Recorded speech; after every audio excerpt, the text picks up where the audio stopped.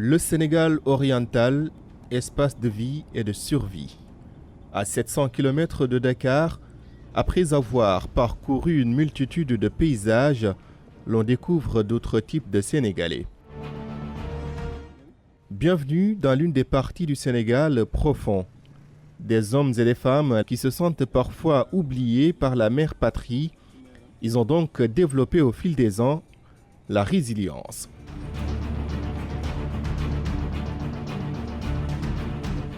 La résilience se vit au quotidien. C'est elle que les habitants de Kidira ont en partage. C'est elle qui fait battre le cœur de ce village modeste encore ancré dans ses racines. Femmes et jeunes confirment que la terre ne ment pas.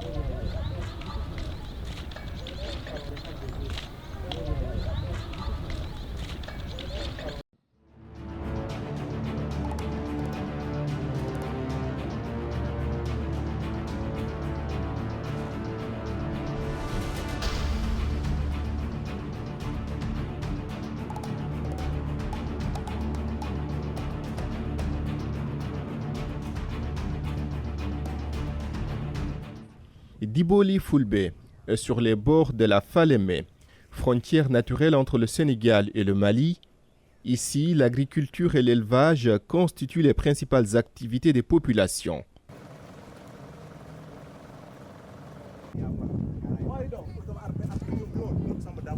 Le débordement des eaux de la Falémé n'a pas entamé le moral de ces femmes qui s'activent dans les périmètres maraîchers.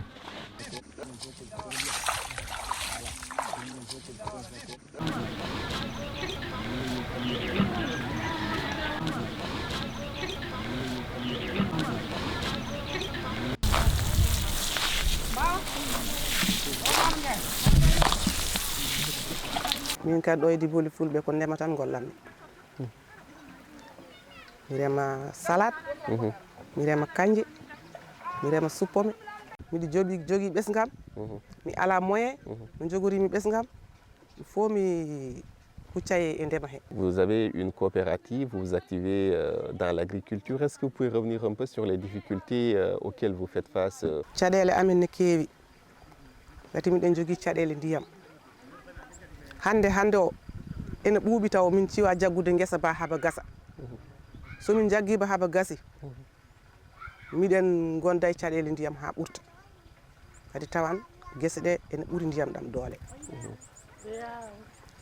somin doosi ha woni waptu min jogui ko machine nene nder woyndu he so woyndu ndu jippima ndiyam ɗam yeehi less machine o wawata fodde ndiyam ɗam yalta ko mamin jooɗo hakke minute aji 5 walla minute aji 6 ndiyam fuɗɗo arde so ndiyam ɗam ari miɗen keewi min mbaɗa ada soit ɓe keɓa beñuwaruji 2 ɓe keɓa beñuwaruji 3 kadi tawa kadi darima min jooɗo. Au Sénégal, l'agriculture familiale contribue à garantir la sécurité alimentaire. Le nombre d'exploitations agricoles familiales est évalué à plus de 900 000 par l'ANSD, l'Agence nationale de la statistique et de la démographie. Elles sont de taille modeste et offrent une diversité de produits. Les personnes qui s'y adonnent doivent relever certains défis.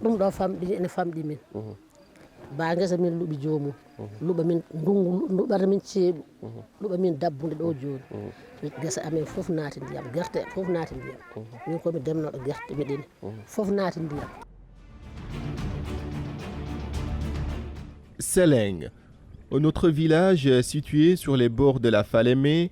Ici également, c'est le maraîchage qui nourrit nombre de familles. Ces jeunes préfèrent la terre à l'immigration irrégulière. Après une campagne, Abdoulaye et ses camarades réalisent un chiffre d'affaires important malgré les difficultés auxquelles ils font face.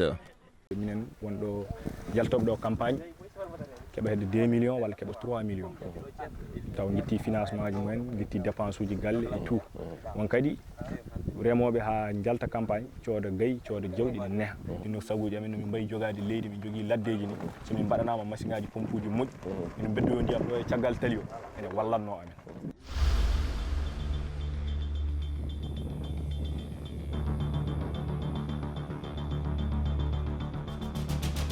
De retour à Diboli-Foulbé, ce groupe de jeunes se réunit tous les jours après les travaux champêtres. Sous l'arbre à palabres et autour du thé, ils ne cachent pas leur inquiétude. Ils sont convaincus de réussir en restant dans leur localité. Vous nous avez trouvés ici. Tout ce qui passe, c'est ici qu'on organise. On s'organise, on s'entend bien. En matière de travail, en matière de tout qui vient au village, c'est ici qu'on s'organise. Et puis on s'entend bien, les petits et les grands. C'est les grands qui organisent et puis on le suit. Bon, on se débrouille comme ça. Donc dans mon propre village ici à Diboli, les jeunes, ils ne s'adonnent pas en général à l'immigration clandestine. Donc ils n'aiment pas. Mais c'est des gens qui sont très motivés par le travail de la terre quand même. Mais il se pose un problème d'espace, donc ce qui fait que plusieurs jeunes veulent travailler, mais avec le problème d'espace, ils n'arrivent pas à réaliser ce projet-là. À côté de la difficulté, il y a certes la facilité, dit-on. Pourtant, ces villages où nous nous sommes rendus sont traversés par le fleuve Falémé, hier source de vie, aujourd'hui une menace. La pollution du cours d'eau par des activités d'orpaillage affecte les rendements. Sa crue en 2024 à la suite d'une pluviométrie abondante a fait des dégâts importants. Nous, depuis qu'on est né, j'ai à peu près une cinquantaine ou moins d'une cinquantaine d'années. Depuis qu'on est enfant jusqu'à présent, on n'a jamais vu cela. Alors dans l'ensemble, les activités ont été impactées comment autour de la Falémé? Parce qu'on se rend compte qu'il y a le maraîchage qui s'effectue, il y a les bêtes qui viennent s'y abreuver, il y a également la population qui utilise l'eau pour diverses activités, à savoir le linge, etc. Comment ça a été impacté tout ça? Ouais, bon, l'impact, ça a été presque total. D'une part, bon, on parlait peut-être, on avait des problèmes de poissons ici, mais quand même il y a les pêcheurs qui, de temps en temps... Donc la pêche était paralysée? Était paralysée parce que déjà, eux, ils n'osent même pas descendre sur le fleuve, parce que l'eau a débordé. Bon, d'autre part aussi, on avait des champs à côté du fleuve. Donc c'est par là actuellement même, lorsque l'eau est retournée, donc on puisse recommencer les cultures. Donc beaucoup de champs ont été inondés. Des champs de mil, des champs de maïs, des champs de gombo et des champs de piment. À l'époque, l'État du Sénégal avait décaissé une enveloppe de 8 milliards de francs CFA. Les personnes affectées disent n'avoir rien perçu au moment de notre passage fin 2024. Les autorités locales tentent d'expliquer. Le recensement s'est fait à deux niveaux. D'abord, le premier niveau qui concerne les habitations, les commerces, les ateliers, tout ça, ça a été fait par nous-mêmes. Personnellement, parfois, je me suis déplacé sur le terrain avec mes équipes pour procéder à ces recensements. Maintenant, pour ce qui concerne les agriculteurs, on a donné la charge aux responsables de l'agriculture, notamment le SDDR, le service départemental du développement rural, et ces agents qui sont ici au niveau de l'arrondissement, de procéder à ce recensement. Mais nous, étant donné que de ce que nous avions reçu en termes de denrées et autres, on a pu, en tout cas, accompagner pratiquement tout ce qui était impacté au niveau des domiciles. Maintenant, le reste des appuis qui viennent, on a dit, on appuie les agriculteurs.